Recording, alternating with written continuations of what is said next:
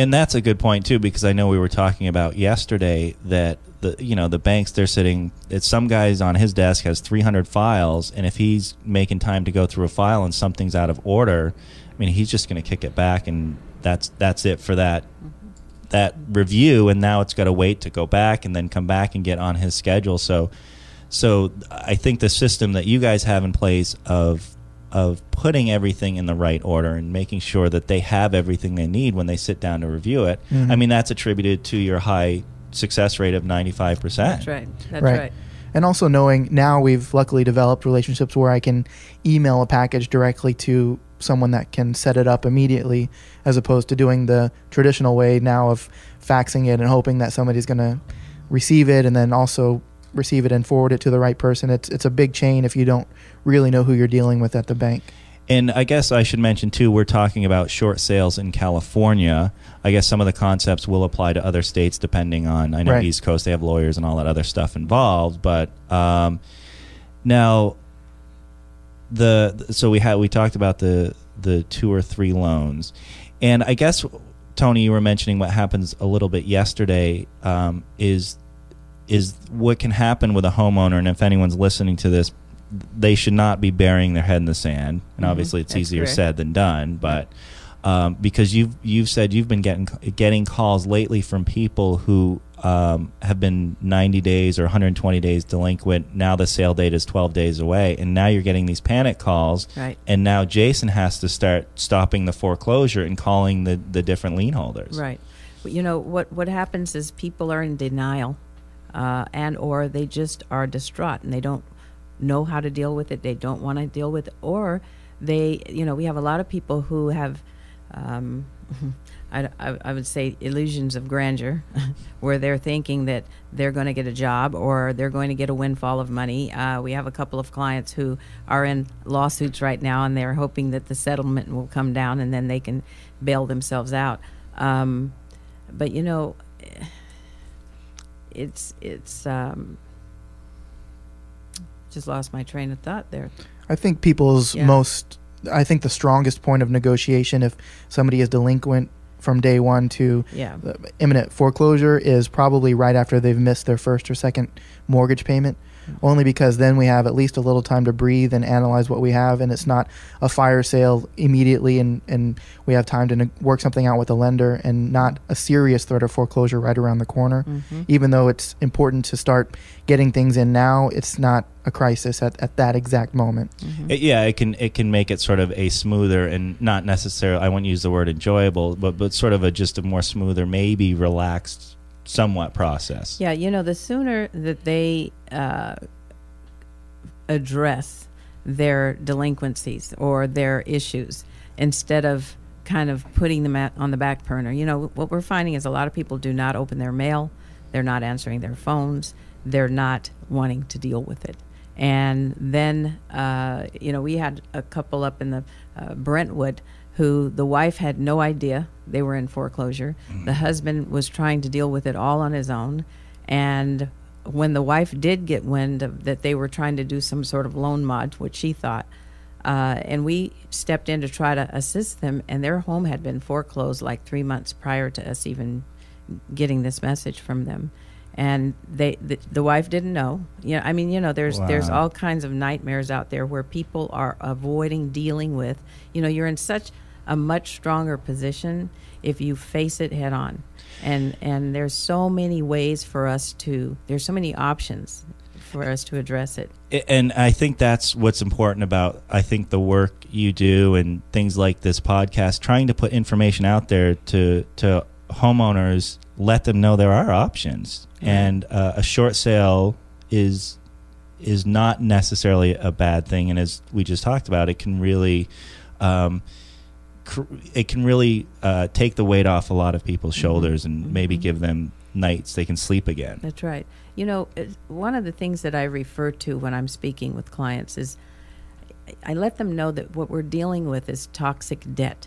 This is something that is not their fault. You don't have to beat yourself up. You didn't make a huge mistake in your life, and a lot of people are beating themselves up about being in this position, and it's really not their fault. But there are solutions, but the real, key is that this is toxic debt. Your asset has depreciated, and you owe a lot more than what your home is worth. Is it really smart to hang on to this toxic debt, or shall I relieve myself of it and move on and start fresh again? Because you can do that. And your credit is impacted by a short sale, but not nearly as detrimental as a foreclosure. So potentially, I actually have a client right now who I just closed his short sale in February. He and his domestic partner split. He relocated to Texas, and now he's buying a condo in Texas. And he just closed a short sale in February. And Wells Fargo is doing the loan for him to buy a new home.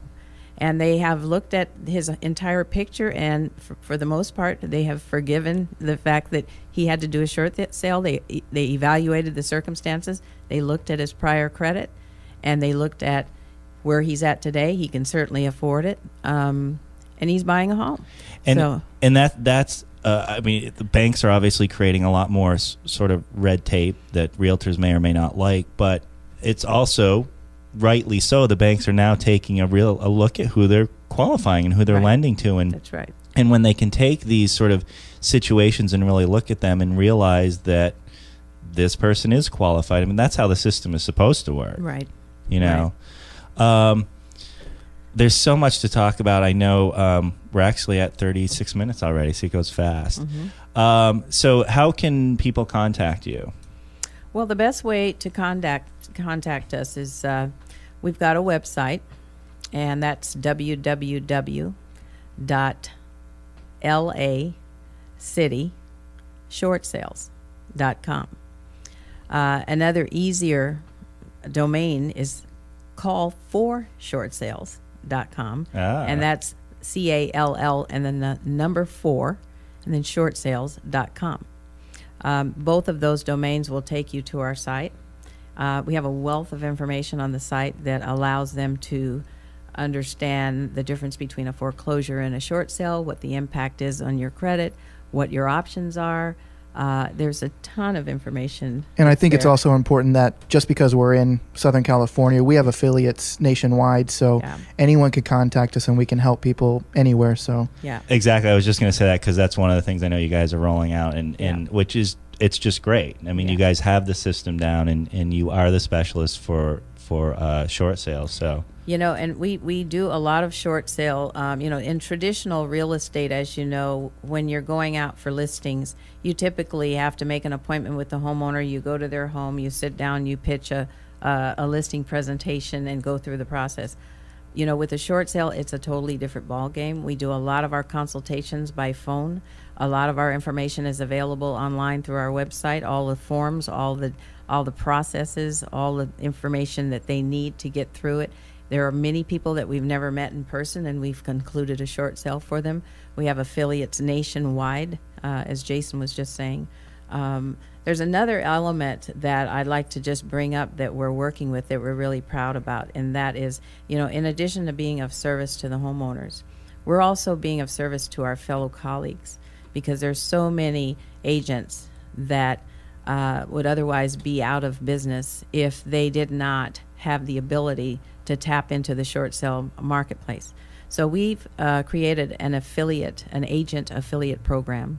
And with that program, we are, as you know, you were at one of our classes, we do a kind of a road tour of trainings. And we go from market center to market center. We've actually been asked to come in and do trainings for brokerages outside of the Keller Williams environment.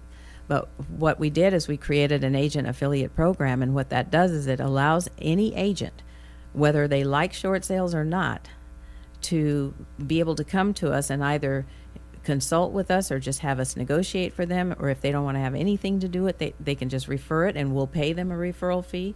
They can 50-50 partner up with us.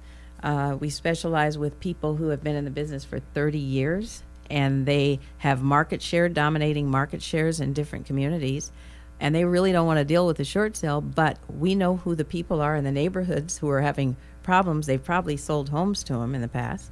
But at any rate, the whole objective is for us to really empower the agent body so that they're not afraid of the short sale, and so that they can continue to have an opportunity to really build, continue to earn an income, if you would.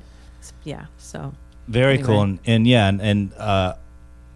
it's obviously a huge service that you do provide to, I think, the real estate community, to home sellers or homeowners in distress, and we're going to see a lot more of that over the next 18 to 24 months. Yeah. So very cool. There's so much to talk about. I feel like there's so much we didn't talk about, but we'll have to definitely have you guys back. And Toni, I want to thank you for coming in. Thank you for having us.